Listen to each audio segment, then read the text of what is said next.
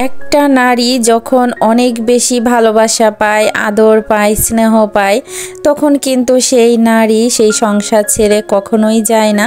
Hello everyone, আসসালামু আলাইকুম। Welcome back to my new another blog.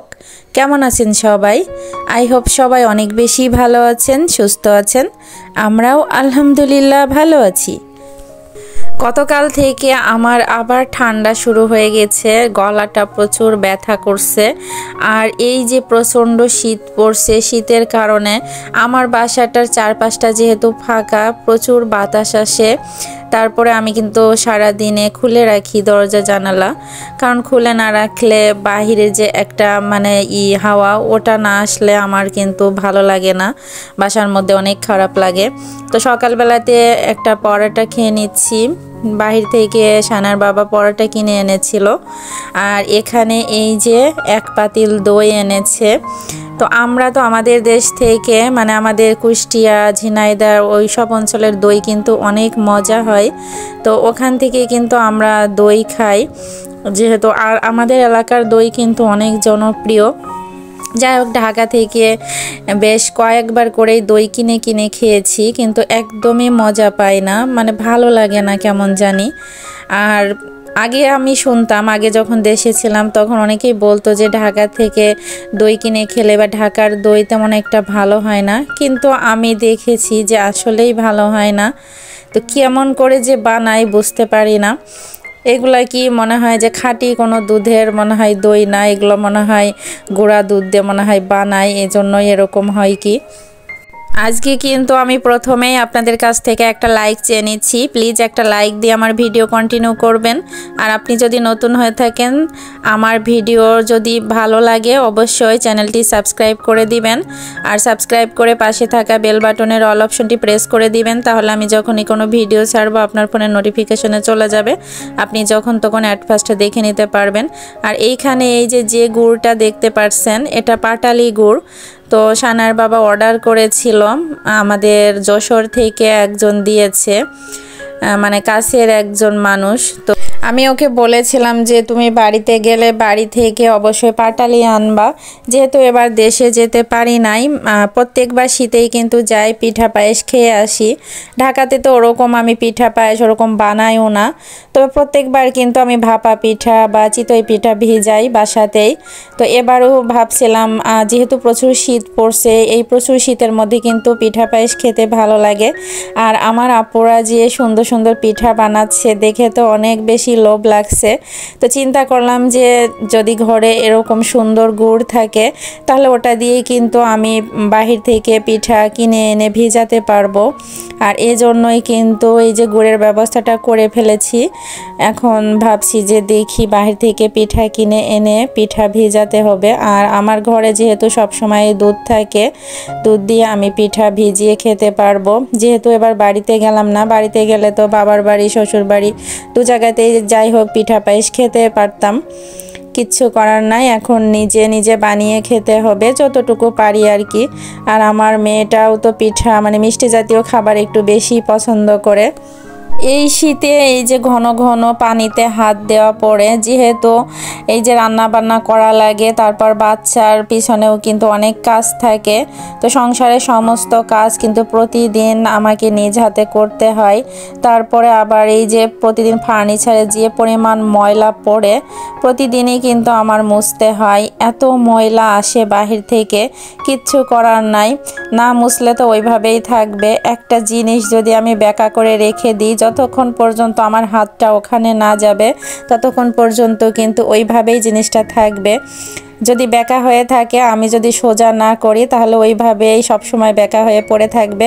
ওই যে দরজার সামনে যে জুতাগুলা দেখতে পাচ্ছেন, ওগুলা কিন্তু সানার বাবার জুতা। আমি প্রায় দিনে ওকে রাগ করি যে এখানে কেন রাখো, তুমি শুর আগে না রেখে এখানে কেন প্রতিদিন রেখে দাও। তো প্রতিদিন কিন্তু ওই জুতাগুলা আমাকে ভিতরে ঢুকিয়ে রাখতে হয়। এরকম প্রত্যেকটা কাজ কিন্তু আমি যত সময় হাত না দেব তত সময় ওইভাবেই থাকবে। যাই হোক, আমরা মেয়েরা কিন্তু সংসার করতে এসে অনেক স্যাক্রিফাইস করে থাকি। আমরা একটা জিনিস সবসময় চিন্তা করি, ছেলে মানুষ আর সংসারের অন্য কাজ কিভাবে করবে, যেহেতু বাহিরে টাকা পয়সা উপার্জন করে, বাহিরে অনেক কাজ করে, বাহিরেই কাজ করে বলে আমরা এই যে ঘরের সমস্ত কাজকর্ম, আমাদের কাজ কিন্তু বেশি থাকে। কারণ একটা মেয়ে যখন ঘরের এই যে ঘর সামলিয়ে, ঘরে কিন্তু অনেক কাজ থাকে, রান্না বান্না, বাচ্চা কাচ্চা সামলানো, এ কাজের কিন্তু কোনো শেষ নাই। আমরা যদি গুনে গুনে একটা একটা করে করতাম তাহলে কিন্তু অগণিত কাজ হতো, মানে অসংখ্য কাজ কিন্তু খাতায় লেখা পড়তো। কিন্তু আমরা তো গুনে গুনে কাজ করি না যে সারাদিনে আমরা সারা দিন রাত দিয়ে আমরা কতগুলা কাজ করি।